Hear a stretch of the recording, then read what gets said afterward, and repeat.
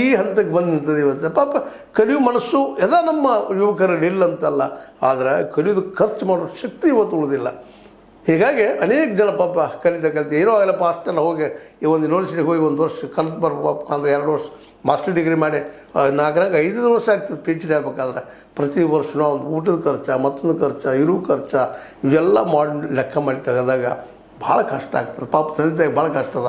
ಹೀಗಾಗಿ ಯಾವುದೊಂದು ಉದ್ಯೋಗ ಮಾಡ್ತಾ ಪಿ ಎಚ್ ಡಿ ಮಾಡೋ ಮುಂದೆ ಅದು ಅಸಾಧ್ಯ ಆಗ್ತದೆ. ಹೀಗಾಗಿ ಯಾರಾದರೂ ಕೈಕಾಲು ಹಿಡ್ಕೊಂಡು ಏನೋ ಮಾಡಿ ಬೋಗಸ್ ಸರ್ಟಿಫಿಕೇಟ್ ತಂದು ಈಗ ಅತಿಥಿ ಉಪನ್ಯಾಸಕರಾಗಿ ಸೇರಿಕೊಂಡಿದ್ರು. ಆ ಅತಿಥಿ ಉಪನ್ಯಾಸಕರು ಬಹುಸಂಖ್ಯೆ ಆದರೂ ಈ ರೀತಿಯಾಗಿ ನಕಲಿ ಸರ್ಟಿಫಿಕೇಟ್ ತೊಗೊಂಡಿದ್ದಾರೆ ಅನ್ನೋ ಸುದ್ದಿಗಳು ಬರ್ತಾ ಇದ್ದಾವೆ. ಇದಕ್ಕೆ ಕಾರಣ ಅಂದ್ರೆ ನಮ್ಮ ಶಿಕ್ಷಣಕ್ಕೆ ನಾವು ಕೊಟ್ಟಂಥ ಪ್ರಾಮುಖ್ಯತೆ ಇಲ್ಲ ಅನ್ನೋದು ತೋರಿಸ್ತದೆ. ಅದ್ರ ಜೊತೆಗೆ ನಾವು ಇನ್ನೊಂದು ಏನಪ್ಪ ಭಾಳ ಮುಖ್ಯ ಆದಿದ್ದೇನಪ್ಪ, ಶಿಕ್ಷಣಕ್ಕೆ ಖರ್ಚು ಮಾಡಿ ಈ ಲೆಕ್ಚರ್ ಆಗಿರ್ಬೋದು, ಟೀಚರ್ಗಳಾಗಿರ್ಬೋದು, ಮತ್ತವರಾಗಿರ್ಬೋದು ಅವ್ರು ಪರ್ಮನೆಂಟ್ ಉದ್ಯೋಗ ನಾವು ಕೊಟ್ಟಿದ್ದೀವಪ್ಪ ಅಂತಂದ್ರೆ ಈ ಪರಿಸ್ಥಿತಿ ಬರ್ತಿರಲಿಲ್ಲ ಅನ್ನೋದು ಸಹಿತ ಅಷ್ಟೇ ಸತ್ಯದ.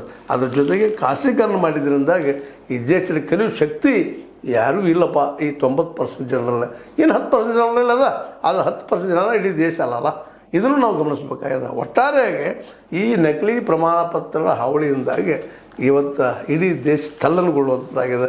ಶಿಕ್ಷಣ ಕ್ಷೇತ್ರದಲ್ಲಿ ನಾವು ಎಷ್ಟು ಕೆಳಕ್ಕೆ ಇಳಿದಿದ್ದೀವಪ್ಪ ಅನ್ನೋದನ್ನು ಜಗತ್ತು ನಮ್ಮ ಕಡೆ ನೋಡುವಂಥದ್ದಾಗಿದೆ. ಇಂಥ ಪ್ರಸಂಗದಲ್ಲಿ ಪ್ರತಿ ಸರ್ಕಾರ, ಇವತ್ತು ಕೇಂದ್ರ ಸರ್ಕಾರ ಇರಲಿ, ರಾಜ್ಯ ಸರ್ಕಾರ ಇರಲಿ, ಈ ದಿಶೆಯಲ್ಲಿ ಚಿಂತನೆ ಮಾಡಿ